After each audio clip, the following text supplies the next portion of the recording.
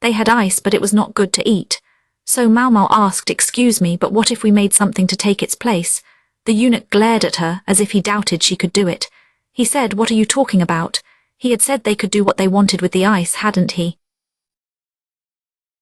"Maybe I can prepare a different offering in exchange, and you could deliver it to Consort Lulan." Maomao picked up the ice, thinking she had been allowed that much. The eunuch was staring at her with a fierce expression. He clearly did not trust her, but he did not want to be left vulnerable either. He was prepared to cling to even the smallest hope.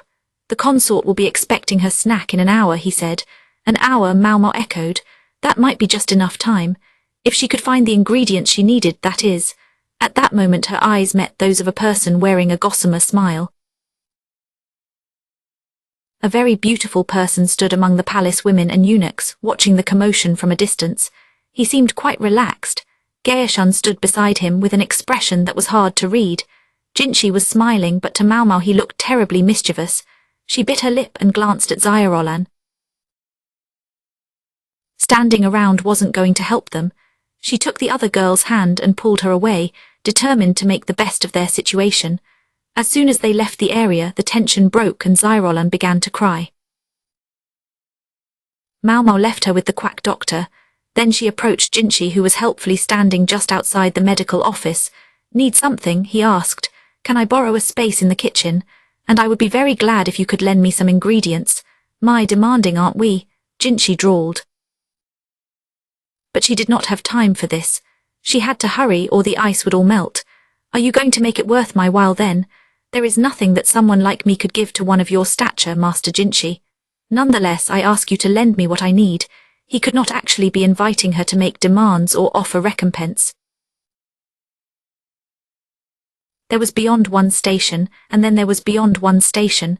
She could hardly say that out loud. "It is not as if it was your fault." No, I suppose not. It would have been easy to simply abandon Xiaolan to her fate. She had simply been the easiest person to ask for rumors and gossip after all. Maomao had always brought her snacks and souvenirs to thank her for her chatter. She did not feel she owed the other woman anything. It was Xiaolan's own fault for not looking where she was going.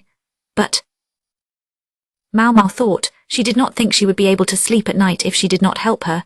It was the most honest thing she could say. She had no other reason for doing this. For a second she thought she saw Jinchi grimace. Then he looked at the ground and a quiet chuckle bubbled up from him. "So it is a matter of sleeping well." "Yes, sir. Poor sleep would impact my next day's work." "Well, we wouldn't want that," Jinchi smiled. "I have conditions, name them. Listen when a person is talking." Maomao cocked her head, surprised that his condition was such plain common sense. "Just that, are you sure? Who is it who seems incapable of doing just that?" Maomao only looked even more perplexed. It seemed to her that Jinchi frowned noticeably. "Very well," he said, "we can add another condition then." "What would be good?" A shadow seemed to fall over his face as he gazed at the ground, and Maomao began to get a very bad feeling. But at the moment there was no one else she could possibly ask for help. She thought she could go to Consort Jyokayu. However, since this concerned Consort Lulan, she decided to consult Jinchi, who was nominally neutral. "What does he want from me?" she wondered. She shook her head. Her hair tie fell to the floor. Had it become that loose? Jinchi stared at the hair tie. "You don't wear a hair stick?" he asked. "I have to work," she explained. Work or no work, the other ladies of the Jade Pavilion managed to be at least a little more fashionable than you. He could say what he liked. Maomao only owned so many accessories. A few nice, easy-to-use hair ties were with the hair stick and necklace she had received during the garden party. "I know I gave you one. Tell me you didn't sell it." "I haven't, sir, not yet." She had been thinking about it but hadn't found a way so far. Should she understand this as a command not to sell it? "Wear that one then." She paused. "Is that it, sir? Is there a problem with that?" She had thought for sure Jinchi would set her some impossible task, but if he was content just to have her wear a hair stick, that was fine with her. "When you come to me wearing it, then I'll tell you." His voice was quiet, almost as if he was talking to himself. Then he looked at Maomao. "I will have everything made ready for you immediately. Follow me quickly." He turned away. Maomao patted Xiaolan on the back. Xiaolan's tears had finally started to run dry, and Maomao followed him. The kitchen was bustling with preparations for dinner. they managed to claim a corner for Maomao within the busy space. Thankfully, there were enough stovetops to cook for all the palace ladies at once. It might have been possible to carry out Maomao's plan in the medical office. However, it could have been seen as rude to approach the consort's kitchen the same way Maomao made her own snacks. She frequently made medicine for consort Gyokyo in that manner, but this was an exception. Jinchi was pulled away to return to his work by a somewhat displeased Geishun after he had prepared a place for her. A eunuch took a seat in a chair to supervise Maomao and Xiaolan. The eunuch who had been carrying the ice was also there. He looked around the kitchen with great concern. "Maomao, are you certain you can make a substitute ice treat like this?" Xiaolan asked, sounding anxious. "I believe so," Maomao replied. She had seen it done once before. She believed she could make it work, as far as her memory served her. On the table sat a large ceramic bowl and a smaller one made of metal. Her ingredients included cow's milk, sugar, and several kinds of fruit, among other items. She understood why Xiaolan would be uneasy. Some of the items here did not look like they belonged in a kitchen. She was glad there had been cow's milk, one of the consort's favoured butter, and she would only eat it when it was made fresh each day. But milk spoiled quickly, and Maomao did not know what she would have done if it had not been available. Now she put it into the metal bowl, added the sugar and beat it with a whisk. The whisk was intended for tea, technically, but it was perfect for getting plenty of air into the mixture. "Here, mix this," Maomao said to Xiaolan. Sure they did not have time to dally, so Maomao gave Xiaolan the scut work and moved on to the next thing herself. She placed the ice on the table and cracked it with a hammer. "What are you doing?" Xiaolan cried as the chunks of ice became smaller and smaller. "Don't worry about me. You just whisk as quickly as you can." Maomao put the shards of ice into the big bowl and added a little water. Then she tossed in a generous handful of salt. Xiaolan shook her head as she watched. "Someone said here, Xiaolan, put that in here." They took the metal bowl and put it in the salted ice water. Then they continued to stir vigorously. Xiaolan's expression gradually went from surprise to wide-eyed shock. I don't believe it." The milk had begun to solidify and stick to the surface of the metal. Maomao scraped it off with the whisk and continued to stir. "Cut up those fruits nice and small," she instructed. "Yes, sure thing." Xiaolan took a cleaver and chopped up the fruit, depositing it on a dish. Maomao stirred as hard as she could. The milk slowly settled into a solid but fluffy consistency. "All done," Xiaolan said. "In here."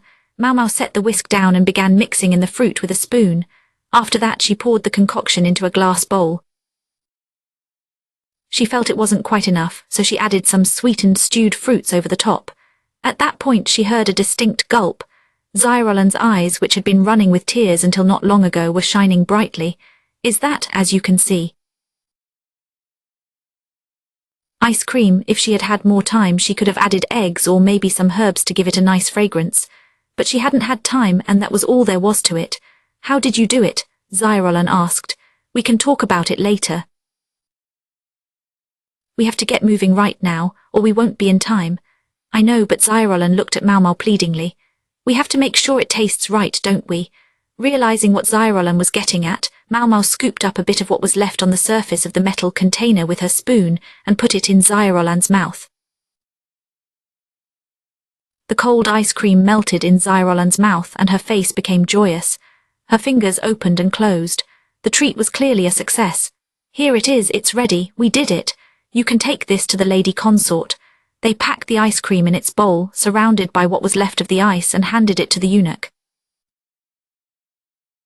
The man who had been guarding them and the one who had been transporting the ice both looked at them with wide eyes. The eunuch asked skeptically, "Did you really pull it off?" In response, Maomao simply put a spoonful of the stuff in his mouth. His expression changed to one of rapture. "I should think this will be acceptable," Maomao said.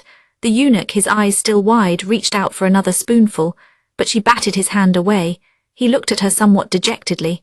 "Come on now," she said. "Before it melts." "Yes, of course." The eunuch placed the container carefully in a basket. He wrapped it in a cloth and then went running off. Their guard looked a little envious, but seeing his work was done, he stood and left. Finally, Maomao and Xiaolan looked at each other. Thank goodness it all went well, Zyrolan breathed. We don't know that yet. The real question is whether the consort will like it, Maomao said. She had asked Jinchi if Lulan had any particular likes or dislikes, so the chances of the consort simply rejecting the ice cream outright were small. She thought she had made plenty of it, including enough to account for the checking for poison that would inevitably be necessary. Or, don't tease me like that. Anyway, come on, let's eat the rest before it melts. Yeah, better eat up, a new voice said. Maomao and Zyrolan looked over, startled to find Shisui with the ice cream bowl firmly in her hands. Hey, what are you doing here? Zyrolan said. You know. There was some kind of commotion, and before I knew it I had dropped what I was doing and came to investigate. You are the worst, Zyrolan exclaimed.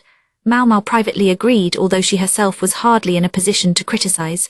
We had the most awful time.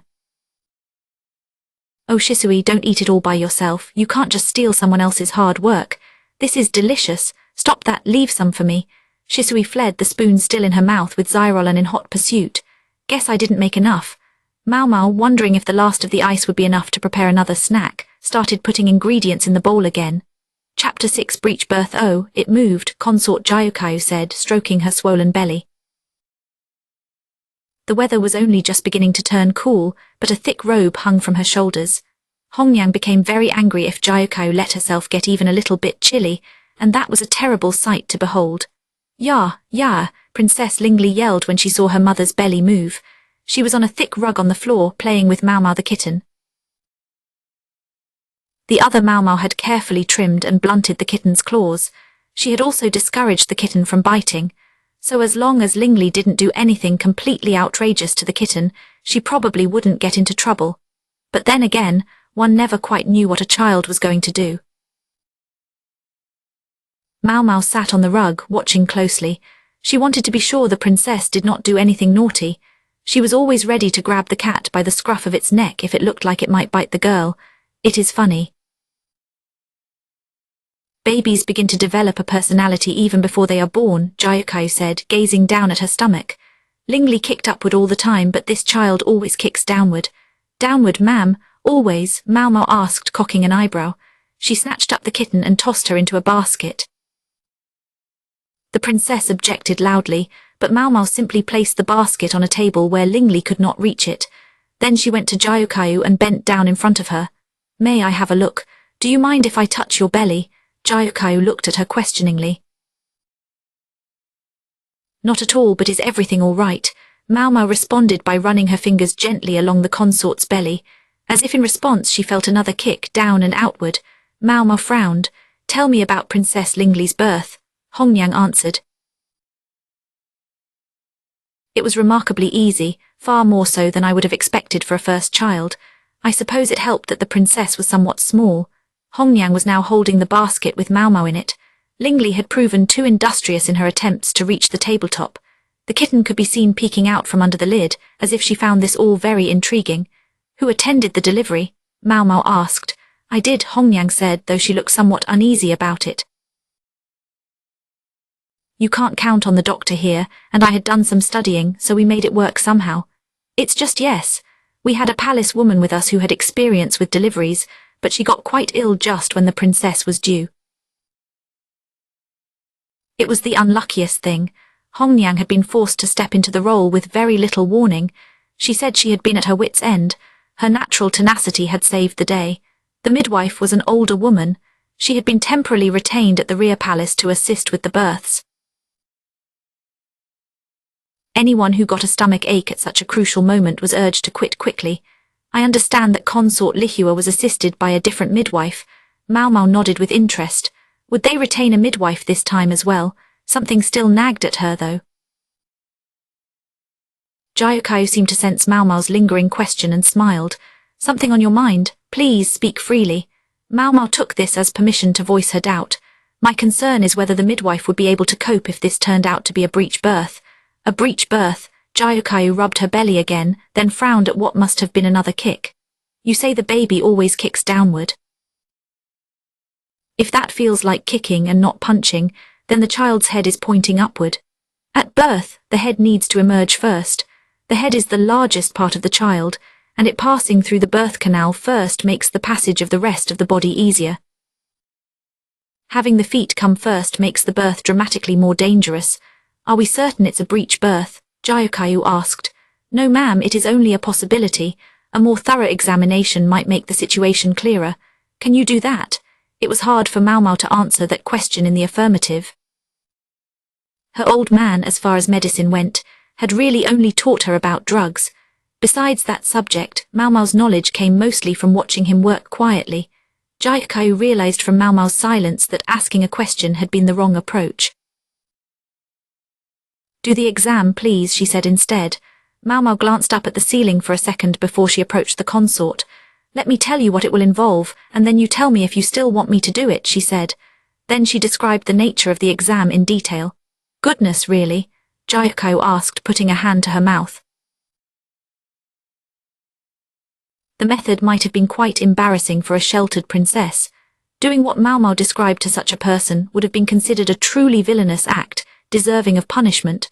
But Gyokаю said it was not so bad, especially when compared to actually giving birth. Go ahead, yes ma'am, such was a mother's strength. Maomao prepared to begin the examination. Phew, Maomao thought as she washed her hands after the examination. It involved not only the abdomen but also the genitalia, so even with her warning it wasn't exactly easy. Ideally, the exam should have been done earlier in the pregnancy. However, she had been avoiding it, knowing what it entailed. Maomao was not a professional, and if the baby had been too small, she wouldn't have been able to tell much. Her final judgment was that there was an 80% chance they were dealing with a breech birth. She had judged the child's location by the sound of its heartbeat and the feeling of its kicks. Babies in breech positions sometimes changed positions on their own as they grew. However, the fact that the child was still upside down at this point in Gyokayu's pregnancy was not a good sign. There were only about 2 months until the child would be born. What do you think we should do? Asked consort Gyokаю, who had just finished changing. Hongyang was beside her, looking worried. I am told that exercise and moxibustion can help remedy the condition. Information on the exact exercises you should do might best be obtained outside the rear palace. However, as for the moxa, I know how to administer it. I see. I will try asking around to see if there are other ways to help while I am at it, Gyokаю said. She asked Maomao to handle the moxibustion. Then she stroked her belly and, as if she had just thought of something, said, What will we do if the baby doesn't change positions? In the worst case, we may have to cut your belly open. Maomao did not want to think about it. The danger would be great, even with a proper midwife present. Cutting Gyokаю open would be a last resort. If it came to that, the consort's life would be on the line. Maomao felt additional discomfort because there would be no qualified physician to turn to if something went wrong. She thought that if only the quack had half an idea what he was doing, but she knew he had always been a quack and always would be. He was a kind man but not a very good doctor. Still, it would be difficult to bring another physician into the rear palace. Officially, the doctor would have to be a eunuch. He could not enter until after he was castrated. Could that be done quickly enough, or could the system be changed rapidly enough to help them? Wait. Maomao put a hand to her chin. She could think of one person who fit their needs perfectly, but well, this was difficult. She groaned and scratched her head. After much internal debate, she looked at Gyokаю, knowing that nothing ventured meant nothing gained. I can think of one person who might be able to help us, ma'am. Someone with medical skills beyond reproach, someone who has delivered children by surgery several times before. Goodness, you can? Really? Hongyang said, sounding much less convinced than Gyokаю. Are you thinking of Master Jinchi's lady-in-waiting? What had Suhen gotten up to in this pavilion? I am not thinking of a lady-in-waiting. I am thinking of a doctor. There was only one problem, namely he is a criminal who was banished from the rear palace. She was thinking of her adoptive father, Liu Men. Consort Gyokаю did not bat an eyelash, but Hongyang was incandescent. She said forcefully, we could never let such a man near the consort. She did not yell as she often did when scolding one of the palace women. Instead, she quietly and coldly explained why Maomao's idea wasn't quite right. This person might hold consort Gyokayu's life in their hands. It must be someone we can trust. That much was certainly true. Under different circumstances, Maomao might have been willing to back down then, but not this time. Liu Yumen was actually their best choice to ensure Jiakaiu's safety. More than anything else, Maomao had a deep and abiding respect for her old man. He might be soft-hearted, luckless, and grandmotherly, but she was also convinced he was the best doctor in their nation. "We can trust him," she said. "He is as good as any 10 doctors you might find. It is not like you to push a matter like this," Hongyang observed, though Maomao had only said what was true. However, the chief lady-in-waiting was not going to give in either. She said he is a criminal. She did not know what his crime was, but that is a fact they could not ignore. Hongyang remained calm, but Maomao's gaze became dangerous. As the two women faced each other, their ordinary positions reversed. Consort Jiakaiu intervened.